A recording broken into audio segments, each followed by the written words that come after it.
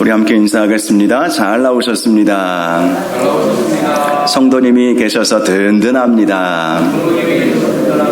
사랑하고 축복합니다. 사랑하고 축복합니다. 감사합니다. 자, 오늘 소망의 기도 10번째 시간입니다. 믿음에 굳게 서서 마귀를 대적하라. 믿음에 굳게 서서 마귀를 대적하라 라는 제목으로 말씀의 은혜를 함께 나누겠습니다. 젊은 시절 아주 방탕하게 살았던 중세 초기 신학자였던 어거스틴이라고 하는 사람 잘 아실 것입니다. 어거스틴이 회심한 지 얼마 안 되었을 때의 일이었습니다. 그가 길을 걸어갈 때마다 종종 이전에 방황했던 때에 친구들을 마주치는 일들이 있었습니다. 그런데 그때마다 그는 친구들을 피하기 급급했다고 합니다. 친구들을 만나면 아무래도 이전에 자신의 죄악 다 생각이 나지 않겠습니까? 그리고 친구들이 놀릴 수도 있는 문제 아니었겠습니까? 그래서 멀리서 내가 예전에 방황했던 때 함께 타락에 즐거움에 빠져서 놀았던 친구들을 보면 다른 길로 이제 도망을 가버렸던 것이지요. 그러던 어느 날 수개월 동안 잘 알고 지냈던 자신을 타락하게 만들었던 한 여인과 마주치게 되었습니다. 그녀는 젊은 시절 어거스틴을 죄의 수렁텅이에 빠져들게 했던 여인이었습니다.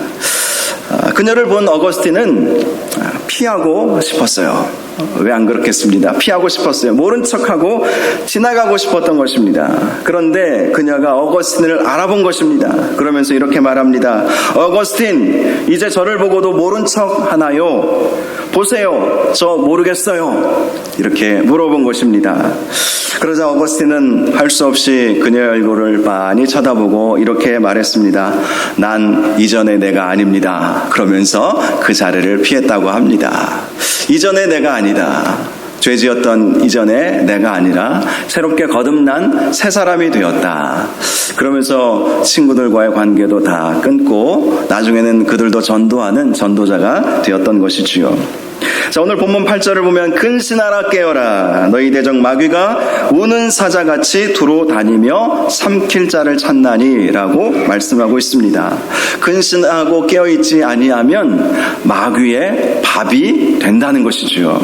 우는 사자가 삼킬 자를 찾는다. 그것은 먹잇감을 찾는 것 아니겠습니까? 먹잇감을 찾는 거예요. 그래서 근신하고 깨어있지 아니하면 사자의 밥이 될 수밖에 없다라는 것입니다.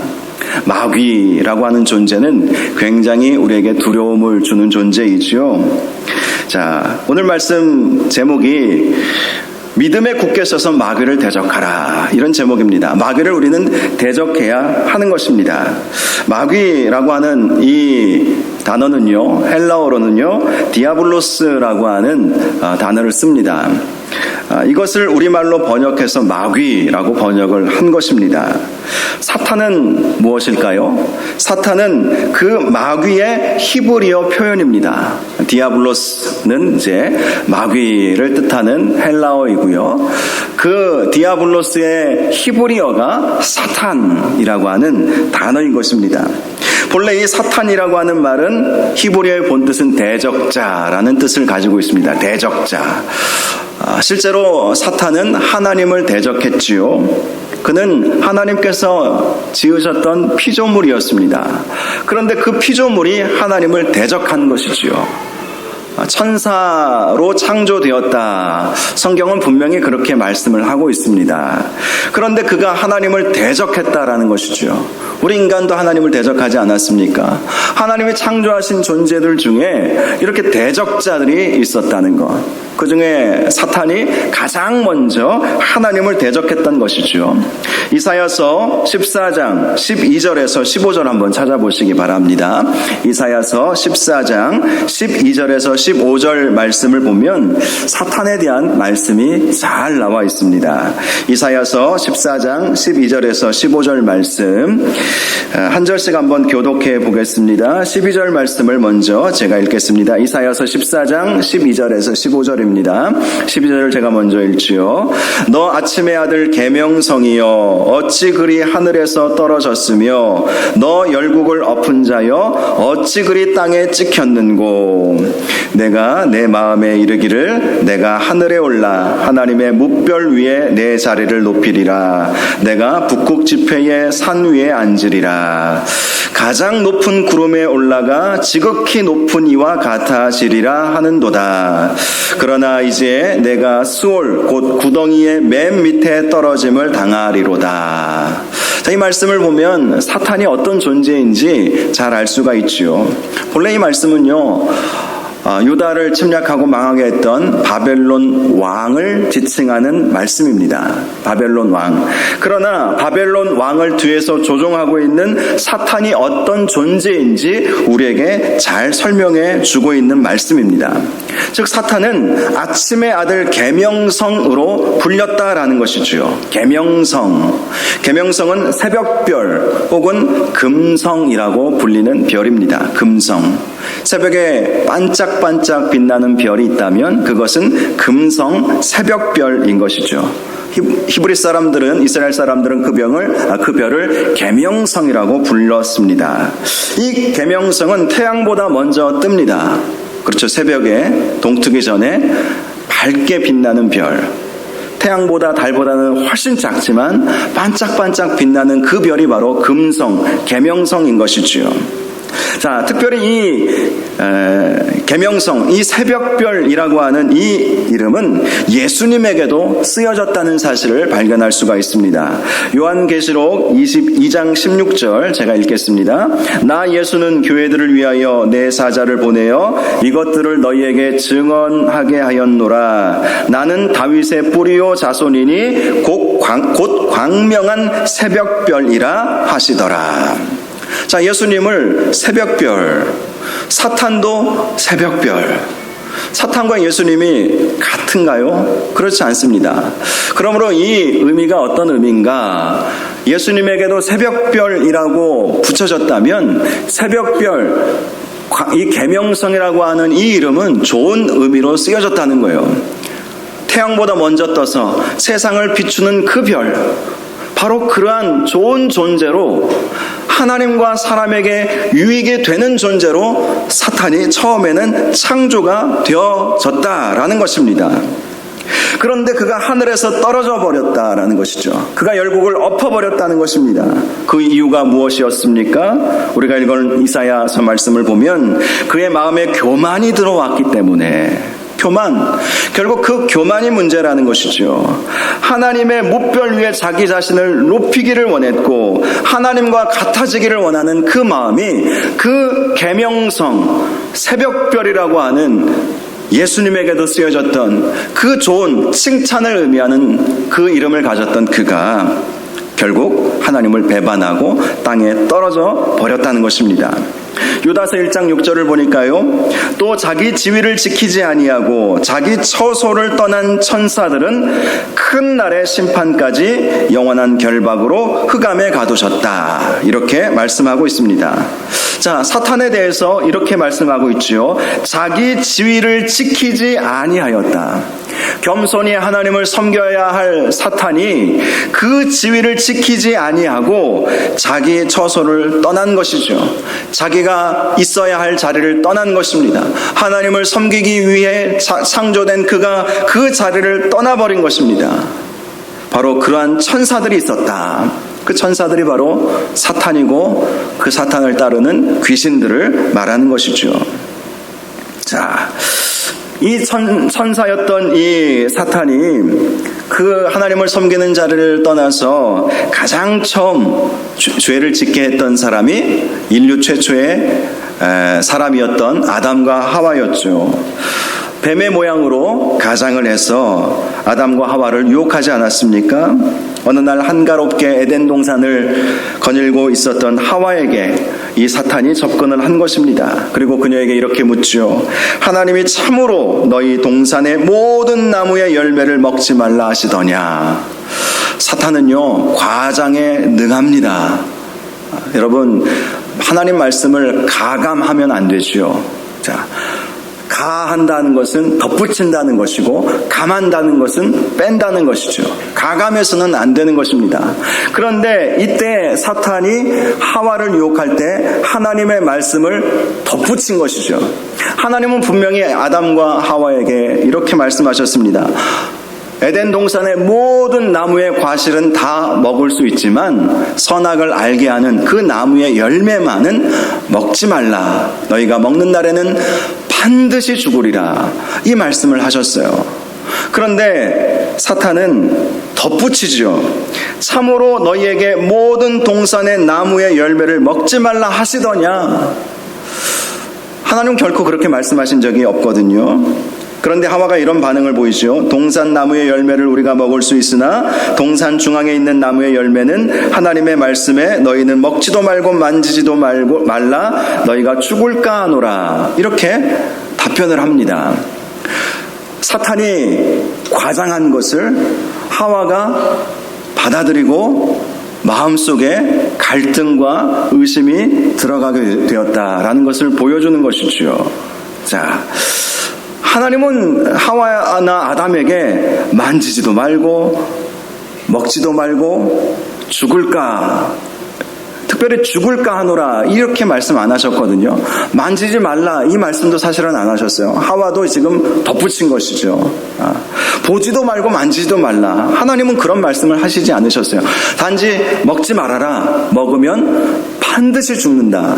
그런데 하와는 사단에게 속아서 만지지도 말고 보지도 말라고 하셨고, 그리고 먹으면 죽을지도 몰라. 그렇게 답변을 한 것입니다. 이미 하와의 마음이 완전히 흔들려 버린 것이죠. 하와가 흔들리고 있다는 사실을 안 사탄은 하와에게 거짓말로 확증을 하죠. 너희가 결코 죽지 아니하리라.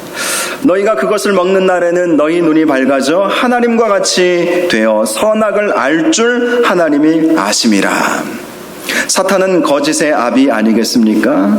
사탄은 참 우리를 잘 속여요. 있는 사실을 없는 것처럼, 또 더 과장해서 우리에게 거짓 정보를 흘리는 것이죠. 그래서 우리를 속아 넘어지게 하는 것입니다. 하와는 이 사탄의 거짓말에 완전히 속아 넘어가 버리죠. 그래서 그 열매를 바라보니까 먹음직도 하고 보암직도 하고 지혜롭게 할 만큼 탐스럽게 보였던 것입니다. 그리고 그것을 낼름 따다가 먹어버렸던 것이지요. 이 일로 인해서 인류는 대대로 원죄라고 하는 죄를 이어받게 된 것이죠. 사단의 승리인 것입니다. 사단은 자기 혼자 멸망길로 가고 싶지 않았던 것이죠. 그래서 보란듯이 하나님 당신이 창조한 인간도 내가 유혹해서 내 사람으로 만들겠나이다. 이렇게 하나님 앞에 반역을 했던 것입니다. 사탄은 이렇게 사람의 마음과 생각을 흔들어 놓죠. 완전히 뒤집어 놓습니다. 왠지 모르게 내 마음이 흔들리고 의심이 들어오고 마음이 뒤집어지는 일들이 있다면 성령께서 주시는 마음은 아니시지 않겠습니까? 성령님께서 어떤 마음을 주실지는 우리는 잘 알아요. 화평의 하나님, 평안의 하나님이시기 때문에, 평안의 영이시기 때문에 성령 하나님은 우리에게 기쁨을 주시고 만족을 주시고 또 평안을 주시는 영이십니다. 그런데 반면에 악한 마귀는 우리에게 불안감을 주고 의심을 주고 두려움을 주고 절망하게 만들고 분노가 일어나게 만들고, 이것이 사탄의 특징 아니겠습니까? 누가복음 22장 3절을 보니까 12 중에 하나인 가롯신이라 부르는 유다에게 사탄이 들어갔다 이렇게 말씀합니다. 어디로 들어갈 수 있을까요? 사탄이 들어갔다고 분명히 성경은 기록하고 있습니다. 사탄이 우리의 어디로 들어갈 수 있을까요? 우리의 마음 가운데 들어올 수 있어요. 우리의 마음을 뒤집어 놓는 거예요. 의심이 들어가게 만드는 것이죠. 요한복음 13장 2절을 보면 마귀가 벌써 시몬의 아들 가롯 유다의 마음에 예수 팔려는 생각을 넣었더라.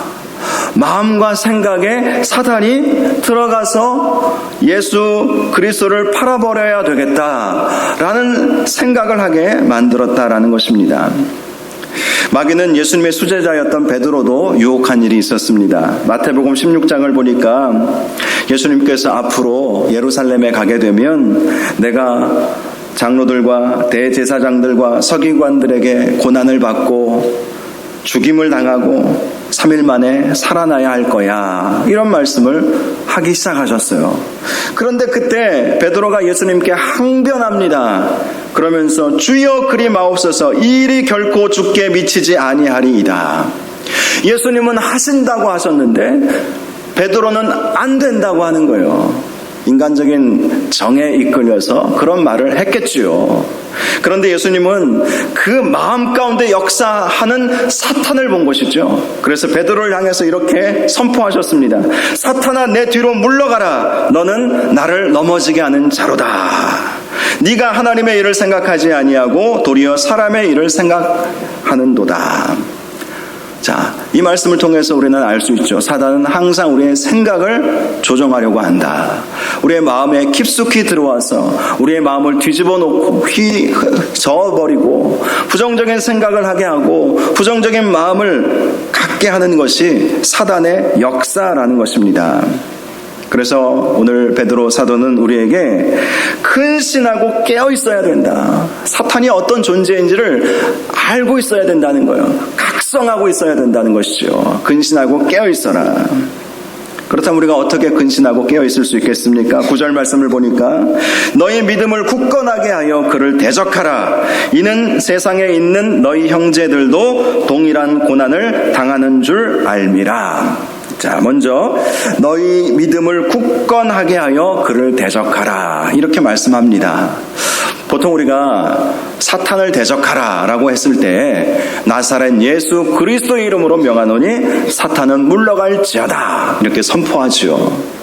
예수 그리스도의 이름에 능력이 있기 때문에, 또 예수님도 나의 이름으로 너희가 귀신을 내어 쫓으라고 말씀하여 주셨기 때문에 우리가 그렇게 선포하는 것도 굉장히 중요합니다. 그런데요, 마귀의 특징은 갔다가 다시 온다는 데 있어요. 여러분, 그 예수님께서 가르쳐 주신 비유 중에 마음이 수리되고 청소된 사람, 그 비유가 있지 않았습니까? 귀신이 그 마음에 있다가 이제 떠났어요. 그리고 그 마음이 수리되고 청소가 되었어요. 그랬더니 마귀가 쉴 곳을 찾지 못하고 다시 그 사람의 마음에 들어갑니다. 그런데 이전보다 더 좋아졌거든요. 그래서 자기보다 더 악한 7 귀신을 가지고 데리고 들어왔다, 이 말씀이 있지 않습니까? 자, 마귀의 특징은 우리가 예수 그리스도 이름으로 명하노니 떠나가라 선포하면 떠나가지만 또 와요. 또 온다니까요. 또 왔을 때는 더 심각하게 올 수도 있습니다. 그래서 마귀가 아예 오지 못하게 채워져야 할 것이 있어요. 우리가 그것을 잘 명심해야 합니다. 마귀가 들어오지 못하게 하려면요, 거룩의 영이신 성령으로 가득 채워져야 하는 거예요. 성령으로 채워지면 마귀가 오지 못해요. 그런데 성령으로 채워지지 않고 입술로 선포만 하면 당장은 떠나가지만 또 온다니까요. 그래서 우리가 때로는 대적하고 선포하는 것도 중요하지만 더 효과적인 방법은 아예 마귀가 들어오지 못하도록 배 수준을 딱 치는 것이죠. 성령으로 충만하도록 우리가 날마다 간구하고 기도해야 하는 것입니다. 여러분, 우리가 성령 충만이라고 하는 것은 결국은 말씀과 기도를 통해서 성령의 충만함을 받지 않습니까? 은혜의 통로, 가장 중요한 2가지 통로, 신앙생활의 2가지 기둥, 하나님 말씀과 기도 아니겠습니까? 하나님의 말씀에 대해서는 우리가 지난 한 주간에도 계속해서 함께 제가 말씀을 드렸습니다. 기도의 11조를 통해서 렉티오 디비나, 렉티오 디비나, 여러분 항상 기억하십시오. 하나님의 말씀, 레마의 말씀으로 받는 말씀이 있어야 돼요. 그래서 우리가 말씀을 읽을 때 그냥 쭉 지나가면서 읽는 것이 아니라 하나님께서 나에게 주시는 말씀이 무엇인가, 깨닫게 하시는 말씀이 무엇인가. 그래서 렉티오 디비나, 말씀을 쭉 읽다 보면 말씀이 나를 읽게 되는 단계까지 간다, 이런 말씀을 드리지 않았습니까? 제가 참 존경하는 목사님 한 분이 계십니다. 지금 은퇴하셔서 원로 목사님이 되셨는데, 제가 미국에서 공부할 때 그분이 미국에 한 주간 오셔서 세미나를 해주셨어요. 그분이 이것을 강조하시더라고요. 본인이 설교를 어떻게 준비하는지 아느냐. 그분은 한국 목사님들 중에, 목회자들 중에 가장 설교가로 탁월하다 이렇게 인정받는 목사님이십니다. 그랬으니까 제가 그분이 오셨다는 소식을 듣고 시간 쪼개서 가서 한 주간 아침부터 저녁까지 꼬박 일주일, 월요일부터 금요일까지 세미나를 했었는데요. 또 한국말로 하는 세미나니까 얼마나 좋습니까? 그래서 일주일 동안 정말 은혜를 많이 받았는데요. 그 목사님이 이 렉티오 디비나 이야기를 하시더라고요. 렉티오 디비나. 본인은 설교 준비할 때 본문을 100번을 읽으신대요. 100번. 저는 많이 읽으면 한 20번쯤 읽는 것 같아요. 100번까지는, 이거 딱 보면은, 여기 본문의 주제가 딱 나오니까 그렇게 하는데, 그분은 100번을 읽으신대요. 물론 저도 어떨 때는 말씀이 이해가 되지 않으면 계속해서 기도하는 마음으로 말씀을 읽어갑니다. 우리 장로교 교단에 신학적 기틀을 마련해 주셨던 박윤선 박사님이라는 분이 계세요. 그분은 성경 전권을 다 주석을 하셨죠. 과거에 100년, 7, 80년 전이지요. 그분이 주석을 막 쓰시고 하셨던 아주 초창기 교수님이시고 목사님이시고 그러신데요. 그분이 성경 전권을 다 주석을 할 때, 그분이 공부를 하셨으면 또 얼마나 하셨겠습니까? 물론 미국 가서 공부하시고 박사학위 받아갖고 오시긴 하셨지만, 박사학위 갖고 있다고 모든 걸 다 아는 것은 아니지 않습니까? 그래서 성경을 한 권 한 권 한 절 한 절 주석을 하는데, 어떤 구절은 도무지 이해가 안 되더래요. 아무리 여러 책들을 찾아보고 아무리 말씀을 뒤적뒤적 해보고 해도 그 말씀이 어떤 의미인지, 왜 이 말씀이 여기 가운데 있는지, 다른 말씀과 비교해서 도무지 해석할 방법이 없는 그런 구절들이 그런 구절들을 만나게 되면 이분은 그 자리에서 바로 무릎 꿇고 기도를 시작하신다고 합니다. 하나님, 이 말씀이 어떤 의미인지 전혀 감을 잡지 못하겠습니다. 책을 봐도 나오지 않습니다. 아무리 성경을 뒤적뒤적해도 도무지 찾을 수 없습니다. 주님의 밝은 빛을 나에게 비추어 주시옵소서. 그렇게 간절하게 때로는 30분이고 1시간이고 기도하다 보면 하나님께서 딱 주시는 그런 메시지가 있다는 거예요. 그래서 성경 전권을 다 주석하실 수가 있었던 것이죠. 지금도 예전에 주석하신 그 주석책이지만 지금도 많은 목사님들이 즐겨보는 주석책입니다. 학문적인 수준은 세계 유수의 어떤 석학들보다는 못할지 모르지만 거기는 기도가 있는 책이거든요. 그 주석책은 기도가 담겨 있고 아주 영적으로 깊은 책이라는 것을 알 수가 있는데요. 그 이유가 말씀을 보면서 렉티오 디비나, 하나님께서 주시는 메시지가 있었던 것이죠. 우리가 하나님 말씀을 볼 때 바로 그 단계까지 가야 되는 거예요. 그것이 하나님 말씀으로 가득 채워지는 것 아니겠습니까? 말씀으로 가득 채워지는 거예요. 공동체 성경 읽기를 하고자 하는 목적이 바로 여기에 있습니다. 통독도 물론 중요해서 여러분 나름대로 쭉 짧은 기간에 통독하시는 것도 중요하지만 하루에 제가 보니까 한 3장, 여러분 잘 아시죠? 1년 1독 하려면 하루 3장, 주일에는 5장, 그런 순서로 프로그램이 짜여져 있습니다. 하루에 3장 많지는 않아요. 한 10분 정도 읽으면 되는데 10분만 읽으시면 안 되고요. 반복해서 계속해서 그 말씀, 특별히 한 구절이라도 나에게 주시는 레마의 말씀을 받고자 하는 마음으로 말씀을 읽고 그 말씀을 깊이 묵상하고 그 말씀 붙잡고 기도하고 그 말씀을 하루의 삶에 적용하는 삶을 365일 살아간다면 안 변하는 것이 기적이죠. 그렇지 않겠습니까? 말씀은 살아있고 활력이 있고 운동력이 있고 우리의 그 뼈와 골수를 찔러 쪼개시는 마음과 생각을 판단하시는 그 말씀이 있기 때문에 우리가 말씀으로 가득 채워져야 하는 거예요. 그것이 믿음을 굳게 하는 것이고 마귀를 대적하는 것입니다. 선포만 해가지고는 또 당장은 떠나지만 또 온다니까요. 항상 이것을 기억하셔야 돼요. 말씀으로 가득 채워지면 그 말씀은 성령의 말씀이기 때문에 성령의 검, 곧 하나님의 말씀이라, 그 하나님의 전신갑주를 보면 성령의 검, 곧 하나님의 말씀이라. 즉 말씀이 바로 성령의 검이라는 것이죠. 그리고 말씀이 성령 충만함을 우리에게 주게 한다는 것입니다. 그 말씀이 너무나도 중요한 거예요. 그 다음 우리가 100번을 강조해도 모자랄 수 없는 것이 기도하는 것이죠. 기도. 하나님 앞에 간절히 엎드려 기도하는 것. 지난주일에 말씀드렸던 것처럼 특별한 기도를 하나님 앞에 드려야 하는 것입니다. 특별한 기도. 가나안 여인이 큰 믿음을 인정받았던 이유, 그것은 예수님께서 보시기에 그녀는 정말 간절히 부정적인 여러 가지 환경 속에서도 포기하지 않고 하나님 예수님께 간구하지 않았습니까? 특별한 기도. 그 특별한 기도가 없으면 성령으로 가득 채워질 수가 없는 것이죠. 오순절 다락방 성령 강림의 역사가 어떻게 일어났습니까? 기도할 때 일어나지 않았습니까? 기도하니까 성령의 강력한 역사가 일어났던 거예요. 그렇게 말씀과 기도로 가득 채워지면 성령께서 내 안에서 역사하시는 것이죠. 내 마음과 내 생각을 성령께서 지키시는 거예요. 주장하시는 거예요. 마귀가 들어와서 공격할 틈이 없어지는 것입니다. 그것이 바로 마귀를 대적하는 거예요. 믿음을 굳건하게 해서 마귀를 대적하라. 믿음은 어떻게 생겨납니까? 주님께서 주셔야 믿음을 가질 수 있어요. 그 믿음이라고 하는 것은 하나님의 말씀과, 그래서 믿음은 들음에서 나고 들음은 그리스도의 말씀으로 말미암느니라.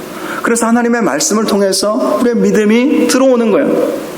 그리고 우리가 기도함으로 특별한 기도의 자리로 나아가서 하나님 앞에 간절히 기도할 때 성령의 역사가 일어나는 것이죠. 10절을 보면 우리가 그렇게 믿음을 굳건히 하고 또 성령의 충만함을 받게 되면 이런 역사가 일어난다고 말씀하고 있죠. 우리 10절 우리 한번 같이 다시 한번 읽어보겠습니다. 시작.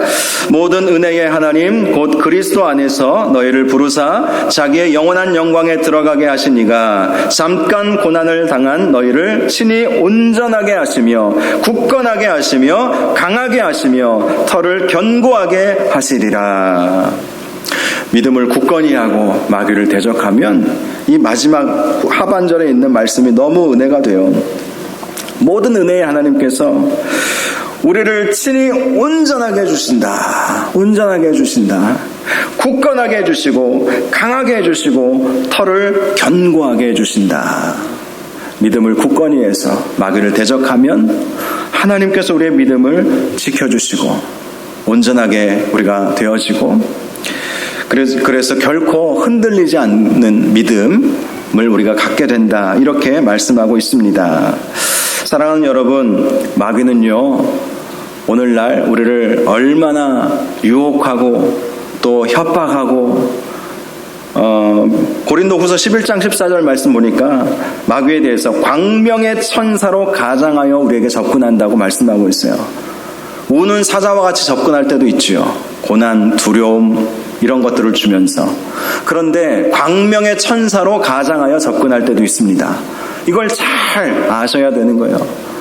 그래서 우리를 회유하고 유혹하고 게으르게 하고 나태에 빠지게 하고 편안한 것만 좋아하게 만들고 그렇게 만드는 마귀의 수법이 있다는 사실을 우리가 잘 기억하시고 이것을 이겨내려면, 마귀를 이겨내려면 말씀과 기도로 가득 채워져서 믿음이 굳건해져야 됩니다. 우리가 우리의 노력으로 믿음이 굳건해지는 것은 아니죠. 그러나 우리가 말씀과 기도로 가득 채우고자 하면 성령께서 역사하시고 오늘 10절의 말씀처럼 우리를 온전하게 하시고 굳건하게 하시고 강하게 하시고 털을 견고하게 해주시는 은혜가 반드시 있게 될 것입니다. 이 밤에 기도할 때에 마귀를 대적하는 것은 근신하고 깨어서 기도하는 것이고 하나님 말씀을 통해서 믿음을 굳건히 하는 것임을 깨닫고 말씀과 기도에 더욱 매진하게 하옵소서. 렉티오 디비나, 렉티오 TV나 우리가 말씀을 읽을 때마다 하나님께서 나를 깨우치는 그 말씀을 받게 하시고 특별한 기도의 자리로 날마다 나아가서 마귀에게 이리저리 흔들리지 않고 터가 굳건해지는 은혜가 있도록 인도하여 주시옵소서. 우리 이런 제목으로 함께 이 밤에 기도할 수 있기를 원합니다. 우리 말씀 생각하면서 주여 한번 부르짖고 기도하겠습니다. 주여, 거룩하시고 존귀하신 아버지 하나님께서 오늘도 귀한 말씀을 우리에게 허락하여 주시니 감사합니다. 근신하고 깨어라.